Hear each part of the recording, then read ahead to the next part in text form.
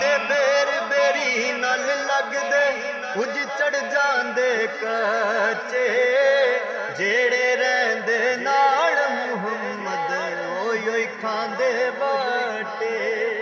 रोगां विचों रोग जे डाडा जिस दा नाम गरीबी कंड वला के लंघ जांदे ने रिश्तेदार करीबी।